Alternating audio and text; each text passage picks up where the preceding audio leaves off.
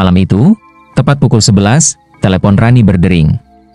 Ia baru saja selesai membereskan alat-alat rias setelah menangani klien sore tadi. Dengan mata yang sedikit berat, ia mengangkat panggilan itu. Suara di seberang terdengar lirih, seorang perempuan tua memperkenalkan diri sebagai keluarga calon pengantin bernama Sari. Besok pagi akad nikahnya jam 7, Mbak. Kami mohon Mbak Rani datang lebih awal, sekitar jam 3 lewat. Sari harus sudah siap subuh. Nada bicaranya datar, tanpa intonasi khas orang sibuk mempersiapkan pesta. Rani sempat heran, karena biasanya keluarga calon pengantin berbicara penuh antusias. Tapi ia mencoba menepis rasa ganjil itu. Jam 3. Apa tidak terlalu pagi, Bu? Tanyanya. Tidak, Mbak. Harus jam segitu. Jangan terlambat, ya? Suara perempuan itu menekankan kata terakhir, terdengar seperti perintah. Setelah menyebut alamat di sebuah desa yang bahkan Rani belum pernah dengar, panggilan pun berakhir. Tanpa ucapan terima kasih atau basa-basi lain. Rani menatap layar ponselnya, perasaan tidak nyaman menggelayut. Namun, sebagai perias pengantin profesional, ia terbiasa menghadapi permintaan aneh. Bayaran pun cukup besar, sehingga ia memutuskan untuk menerima order itu. Malam semakin larut. Rani mencoba memejamkan mata, tapi keganjilan tadi masih terbayang. Biasanya ia tak keberatan merias subuh-subuh, tapi ada sesuatu dari suara perempuan itu yang membuat bulu kuduknya meremang. Ia merasa seperti sedang dipanggil, bukan sedang diminta bekerja. Sekitar pukul 1, alarm ponsel berbunyi. Rani bergegas bangun, mandi, lalu menyiapkan koper besar berisi alat-alat rias. Matanya sedikit sayu, tapi pikirannya dipaksa fokus. Sambil merapal doa singkat, ia menyalakan motor. Udara dini hari menusuk kulit. Jalanan kota masih tenang, hanya lampu-lampu jalan yang menemani. Perjalanan menuju desa itu diperkirakan memakan waktu lebih dari 1 jam. Dalam hati, Rani terus meyakinkan diri, ini cuma job biasa. Hanya lebih pagi dari biasanya. Namun, jauh di sudut hatinya, ada bisikan kecil yang berkata sebaliknya, ini bukan job biasa, Rani. Ini panggilan yang berbeda. Jam menunjukkan pukul 2 dini hari ketika motor Rani melaju meninggalkan jalanan kota yang sepi. Angin malam menusuk kulit, membuat tubuhnya menggigil meski sudah memakai jaket tebal. Hanya suara knalpot dan deru mesin yang memecah keheningan. Sesekali, seekor anjing menggonggong dari kejauhan, seakan menandai keberadaannya di tengah jalan sunyi. Semakin jauh ia melaju, lampu-lampu jalan makin jarang terlihat. Jalan aspal berubah menjadi lebih sempit, dipagari pepohonan tinggi yang seakan menutup langit. Kabut tipis turun, membuat pandangannya terbatas. Sesekali Rani melirik ke kaca spion.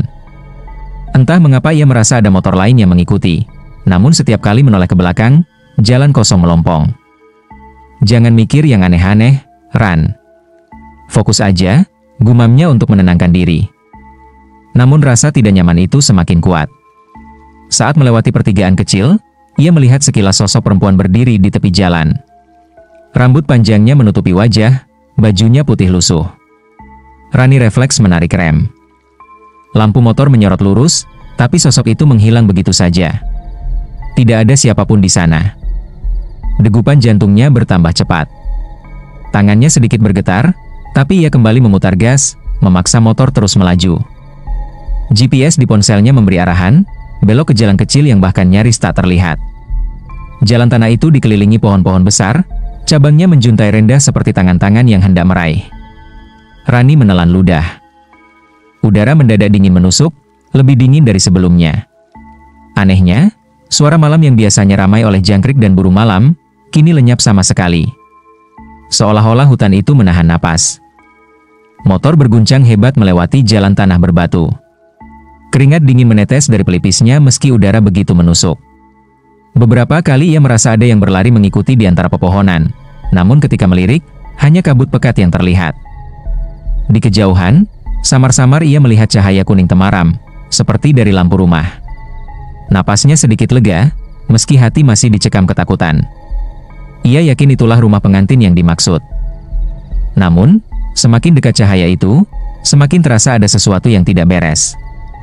Rumah itu berdiri sendirian di tengah kebun bambu, besar tapi tua, dengan atap yang seperti sudah lama tak diperbaiki. Dari balik tirai jendela, terlihat bayangan bergerak. Rani memarkir motor dengan tangan gemetar. Ya Allah, lindungi aku, batinnya lirih. Malam itu, perjalanan yang harusnya hanya pekerjaan biasa, berubah menjadi awal dari sesuatu yang tak pernah ia bayangkan. Rani berdiri beberapa saat di depan rumah itu, menatap bangunan tua yang tampak kontras dengan cahaya lampu temaram di serambi. Tidak ada hiasan janur, tidak ada kursi-kursi tamu, apalagi tanda-tanda kesibukan hajatan seperti biasanya. Hanya rumah kayu besar dengan ket kusam, dikelilingi rumpun bambu yang bergemerisik pelan ditiup angin. Pintu rumah terbuka sedikit, seolah memang sudah menunggu kedatangannya. Dengan langkah ragu, ia mendorong pintu itu. Engselnya berdecit panjang, membuat bulu kuduknya berdiri. Di ruang tamu, suasana pengap menyambut. Bau melati tercium kuat, bercampur dengan aroma anyir yang membuat perutnya mual. Kursi-kursi rotan tertata rapi, tapi berdebu tipis seperti jarang dipakai. Di sudut ruangan, ada foto besar seorang gadis muda berkebaya, wajahnya cantik tapi sorot matanya tajam. "Selamat datang, Mbak." Suara serak seorang perempuan tua membuat Rani tersentak. Dari arah dapur, seorang nenek keluar dengan langkah lambat. Tubuhnya kurus, rambut putihnya disanggul sederhana. Senyumnya lebar, tapi kaku, dan matanya seperti sayu tanpa cahaya. Selamat malam, Bu." "Saya Rani, perias pengantin." Suara Rani sedikit bergetar. Nenek itu mengangguk pelan. Iya. Sari sudah menunggu di dalam." "Ayo, saya antar." Tanpa banyak bicara, nenek itu berjalan ke lorong gelap di sisi rumah. Rani mengikuti, koper riasnya ditarik dengan roda yang berderit-derit di lantai kayu. Suasana lorong begitu hening, hanya suara langkah kaki mereka yang terdengar. Setiap melewati pintu kamar, Rani merasa ada yang mengintip dari celahnya. Padahal pintu-pintu itu tertutup rapat. Jantungnya berdetak makin cepat, tapi ia menunduk, memaksa diri untuk tidak menoleh. Mereka berhenti di depan sebuah pintu kayu tua. Nenek itu membuka perlahan, dan cahaya lampu minyak dari dalam kamar menyapu wajah Rani. "Ini kamarnya," ujar nenek itu sambil menatapnya dengan senyum yang tidak berubah sejak tadi. Rani melangkah masuk. Hawa dingin langsung menyergap, membuat kulit tangannya merinding. Di sana, duduk seorang gadis di depan cermin besar.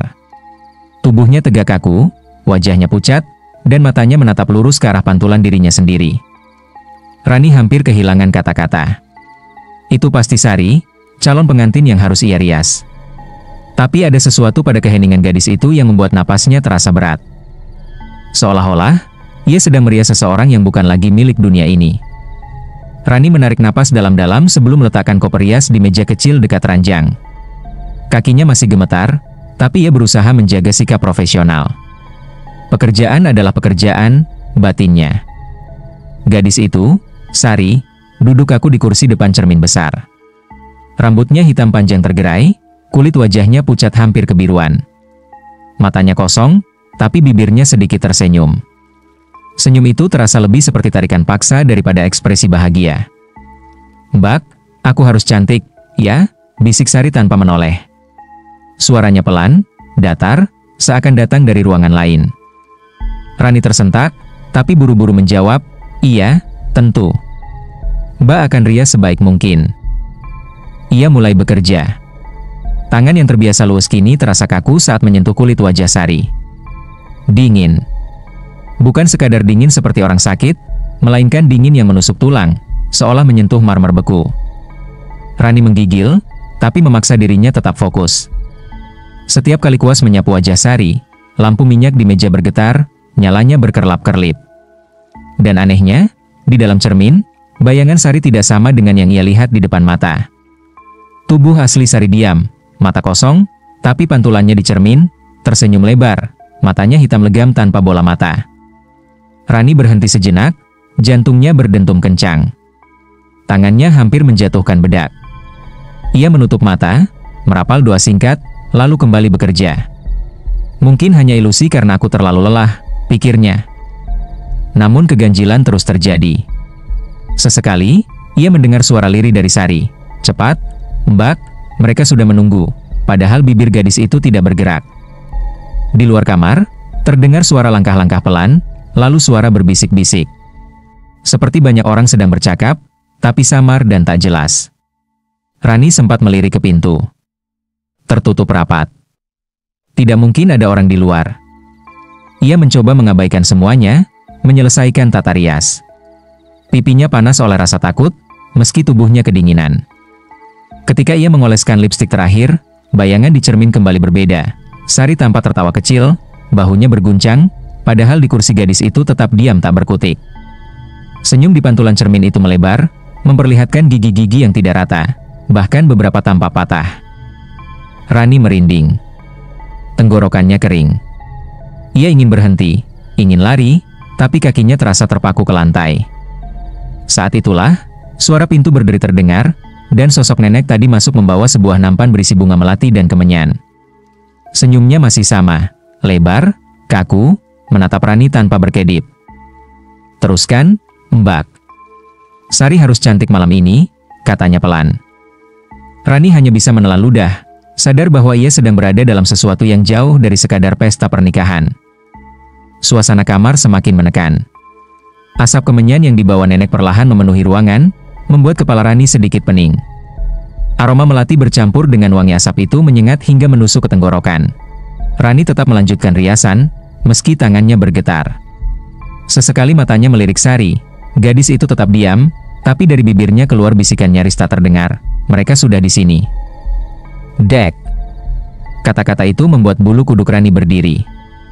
Tiba-tiba, dari arah ruang tamu, terdengar suara ramai. Seperti orang-orang sedang bercakap-cakap, tertawa kecil, bahkan ada suara anak-anak berlari. Rani sedikit lega, mungkin benar ada keluarga yang sedang bersiap hajatan. Tapi saat nenek membuka pintu kamar sebentar, Rani menoleh keluar. Ruang tamu itu kosong. Tidak ada siapapun. Hanya kursi rotan berdebu dan lampu minyak yang bergoyang pelan. Pintu kamar menutup lagi. Suara ramai itu kembali terdengar, bahkan lebih jelas. Seperti banyak tamu yang sedang duduk menunggu acara dimulai. Rani menelan ludah, dadanya terasa sesak.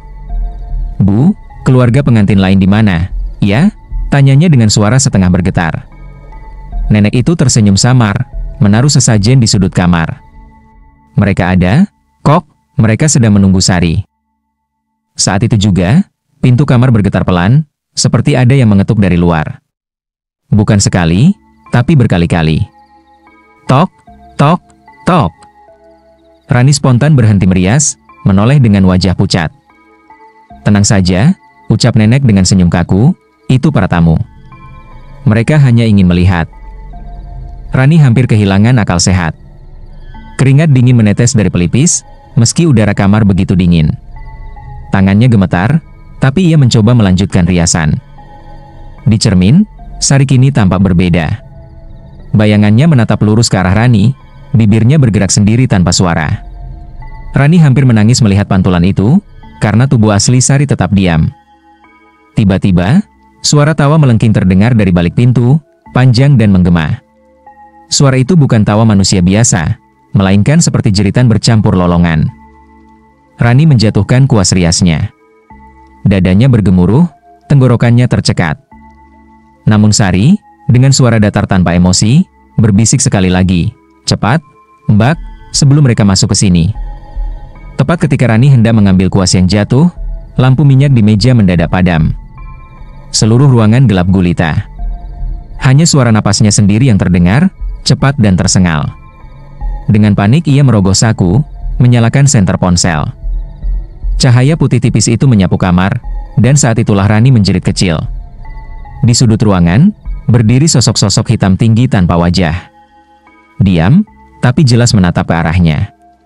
Tubuh mereka samar, seperti kabut pekat yang membentuk manusia. Rani gemetar hebat. Tangannya hampir melepaskan ponsel. Ia menoleh ke cermin, berharap pantulan bisa menenangkan. Namun yang terlihat justru membuat darahnya membeku. Sari dalam cermin tersenyum lebar, kulit wajahnya mengelupas, separuh sisi gosong seperti terbakar. Matanya hitam penuh, menatap Rani dengan tatapan kosong yang menyiksa. "Ya Allah," Rani berbisik, suaranya pecah. Lilin tiba-tiba menyala di atas meja, entah siapa yang menyalakan. Dari cahaya redup itu, nenek muncul di belakangnya. Wajahnya masih tersenyum kaku, matanya redup, suaranya serak namun tenang. "Mbak Rani, jangan takut. Kau sudah dipilih." Dipilih? Maksudnya apa? Rani berusaha mundur, tapi tubuhnya kaku. Seolah ada tali tak kasat mata yang mengikat seluruh persendiannya. Nenek menatap ke arah Sari yang tetap duduk diam. "Cucu saya, Sari, meninggal seminggu lalu. Ia terbakar ketika kebakaran rumah. Tapi sebelum ajal menjemput, ia ingin sekali menikah. Ia tak bisa pergi dengan tenang kalau tak jadi pengantin. Maka kami harus memenuhinya." Kata-kata itu membuat kepala Rani berputar. Ia ingin berteriak, ingin lari, tapi mulutnya terkunci. Nenek mendekat, meletakkan tangannya yang dingin di bahu Rani. "Tugasmu meriasnya, agar ia cantik di hari pernikahannya. Setelah itu, semua akan selesai." Air mata Rani menetes. Ia memandang ke arah Sari. Wajahnya di dunia nyata tetap pucat kaku, tapi pantulannya di cermin kini menatapnya penuh harap, bibirnya menyeringai, seolah ingin berkata, "Bantu aku, atau kau yang menggantikanku." Ruangan makin penuh oleh kehadiran sosok-sosok hitam. Suara gamelan samar-samar terdengar, semakin lama semakin jelas, seperti ada pesta yang berlangsung di dimensi lain. Bau melati dan anyir darah bercampur, menusuk hingga membuatnya hampir muntah. Tubuh Rani gemetar hebat. Ia sadar, apapun ini, ia sudah terjebak terlalu jauh. Tak ada jalan kembali. Riasan terakhir selesai. Lipstik merah tua melekat di bibir pucat Sari. Seketika itu, suara gamelan yang tadi samar menjadi semakin jelas, mengalun dari arah luar kamar. Tawa dan tepuk tangan terdengar bersahut-sahutan, seakan pesta pernikahan benar-benar berlangsung. Rani menoleh ke cermin. Ia hampir menjerit. Sari dalam pantulan tampak tersenyum anggun, mengenakan kebaya pengantin utuh dengan selendang emas berkilau. Padahal di kursi nyata, tubuh gadis itu masih pucat dengan kebaya kusam. Dua dunia seperti bertumpang tindih. Pintu kamar terbuka sendiri. Dari luar, rombongan tamu masuk satu persatu. Rani mundur, dadanya bergemuruh. Tamu-tamu itu berwajah pucat, matanya kosong, kulitnya membiru seperti mayat. Mereka duduk rapi di kursi rotan berdebu, bersorak seakan menyaksikan sebuah prosesi sakral. Dari pintu yang lain, seorang lelaki muda muncul. Tubuhnya tinggi, namun wajahnya rusak, kulit terkelupas, sebagian hangus, matanya sayu tanpa cahaya. Ia mengenakan beskap pengantin hitam yang lusuh. Lelaki itu berjalan pelan, lalu meraih tangan Sari. "Pernikahan sudah siap," bisik nenek dari belakang, suaranya parau namun penuh kepuasan. Rani nyaris pingsan. Ia melihat pasangan itu berjalan menuju pelaminan yang tiba-tiba muncul di tengah ruangan, dihiasi janur layu dan bunga melati busuk. Musik gamelan semakin keras, bercampur dengan jeritan samar. Tidak, ini gila." Rani berteriak, akhirnya bisa menggerakkan tubuhnya. Ia menendang kursinya, lalu berlari keluar kamar. Nafasnya memburu, jantungnya seperti ingin meledak. Lorong rumah terasa lebih panjang dari sebelumnya. Dinding kayu menghitam, dipenuhi noda gosong. Dari setiap celah pintu, tangan-tangan pucat meraih keluar, mencoba menariknya. Rani menepis, berlari sekuat tenaga, hingga akhirnya mencapai pintu depan. Begitu ia menerobos keluar, angin malam menyapu wajahnya. Namun yang menantinya bukan halaman rumah, melainkan hutan gelap. Pohon-pohon menjulang, akar-akar mencuat, jalan pulang hilang.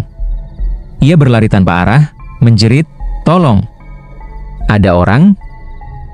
Di belakangnya, suara gamelan masih terdengar, bercampur dengan tawa dan tangisan. Sesekali ia menoleh, bayangan Sari dan mempelai pria mengejarnya, wajah mereka semakin rusak, mata mereka berkilat merah. Rani hampir menyerah ketika tiba-tiba suara adzan subuh menggema dari kejauhan. Lantunan itu bergema kuat, menusuk ke setiap sudut hutan. Seketika, suara gamelan berhenti. Bayangan-bayangan itu lenyap. Ia terhuyung, jatuh berlutut. Saat menoleh lagi, ia tidak lagi berada di hutan, melainkan di tepi jalan desa. Rumah tua tadi menghilang. Hanya ada lapangan kosong dengan sebuah pohon besar di tengahnya. Rani menangis terisak, tubuhnya lemas. Dengan sisa tenaga, ia menyalakan motor dan meninggalkan tempat itu. Beberapa hari kemudian, ia mendengar cerita. Bertahun-tahun lalu, Di desa itu memang ada seorang gadis bernama Sari yang meninggal terbakar tepat sebelum akad nikah. Konon, setiap beberapa tahun sekali, arwahnya kembali, mencari prias yang bersedia meriasnya, agar ia bisa menikah di dunia arwah. Dan malam itu, Rani sadar, dirinya nyaris menjadi bagian dari pesta pernikahan kematian. Kisah ini mengingatkan bahwa manusia hidup berdampingan dengan dunia yang tak kasat mata. Niat baik dan profesionalitas sekalipun harus selalu dibarengi doa serta kewaspadaan, sebab tidak semua panggilan datang dari dunia yang sama. Firasat yang terasa ganjil bukan untuk diabaikan, melainkan tanda agar kita berhati-hati dan lebih mendekatkan diri kepada Tuhan, agar senantiasa diberi perlindungan dari hal-hal yang tak terlihat.